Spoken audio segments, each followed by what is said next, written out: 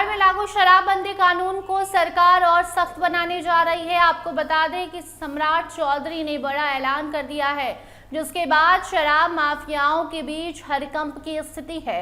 पूरी खबर आपको विस्तार से बताएंगे, मगर उसके पहले नमस्कार, स्टार टीवी बिहार देख रहे हैं आप और मैं आपके साथ वंदना। देखिए, बिहार में लागू शराबबंदी कानून पर लगातार चर्चाएं जोरों शोरों से होती रहती हैं।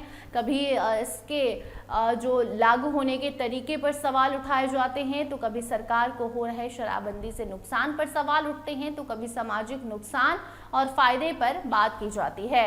एनडीए के भी कई नेताओं ने शराब के खिलाफ मोर्चा खोला है, तो कुछ समर्थन में रहते हैं शराबबंदी के, तो कई बार विपक्ष ने शराबबंदी को लेकर कई सारे सवाल दागे हैं। अलग अलग तरह की चर्चाएं होती है, सोशल मीडिया से लेकर जमीनी स्तर तक, गाँव के चौक चौराहों से लेकर गाँव के पंचायतों तक इसकी चर्चा होती है कि शराबबंदी से क्या फायदे हुए हैं, क्या नुकसान हुए हैं।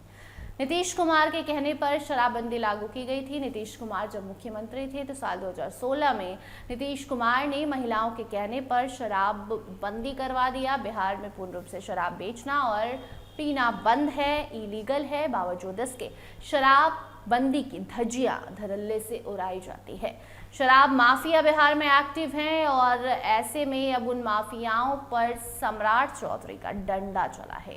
तो देखिए, जब नई सरकार बिहार में बनी, जब सम्राट चौधरी की सरकार आई, तो सबके मन में एक ही सवाल था कि क्या सम्राट नीतीश कुमार के सपनों को तोड़ देंगे, क्या सम्राट चौधरी नीतीश कुमार के द्वारा लागू किए गए शराबबंदी कानून को खत्म कर देंगे, संशोधन करेंगे। लेकिन सम्राट चौधरी ने डे 1 ही कहा था कि नीतीश और मोदी मॉडल ही बिहार में लागू रहेगा और उसी रास्ते पर सम्राट चौधरी चल भी रहे हैं।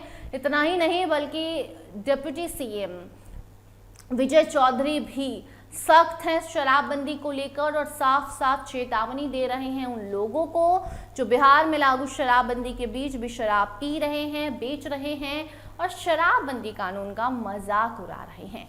तो कुल मिलाकर बिहार में सीएम हो या डिप्टी सीएम, दोनों ने शराबबंदी के खिलाफ मोर्चा लोगों ने जो खोला है, उन लोगों को मुंह बंद कराने का काम किया है और साफ साफ शब्दों में कह दिया है कि जो शराब पिएगा, जो शराब बेचेगा, उनके ऊपर तो एक्शन होगा ही। इसके साथ साथ शराब माफियाओं के घर पर भी डंडा चलेगा, उनकी जो संपत्ति है वो भी जब्त की जाएगी। करीबन 127 शराब माफियाओं की संपत्ति को जब्त करने की घोषणा की गई।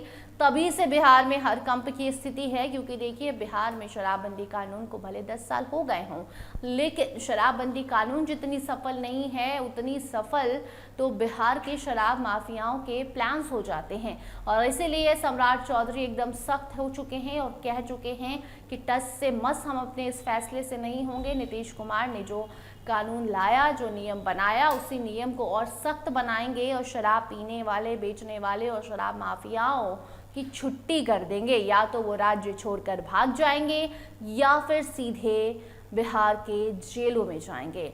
अब देखना होगा कि सम्राट चौधरी की ये चेतावनी कितना काम करती है और शराब पर सुनाया गया यह बड़ा फैसला कितना सटीक होता है और इसका असर बिहार के उन लोगों पर कितना होता है जो चोरी छुपे शराब पीते हैं, बेचते हैं या दूसरे राज्यों से लाकर शराब की तस्करी करते हैं।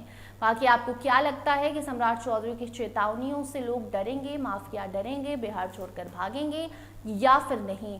क्या जो काम नीतीश कुमार नहीं कर पाए वो सम्राट चौधरी कर पाएंगे या नहीं? कमेंट सेक्शन में आप अपनी राय जरूर बताइएगा और अन्य अपडेट्स के लिए बने रहिए स्टार टीवी बिहार के साथ। धन्यवाद।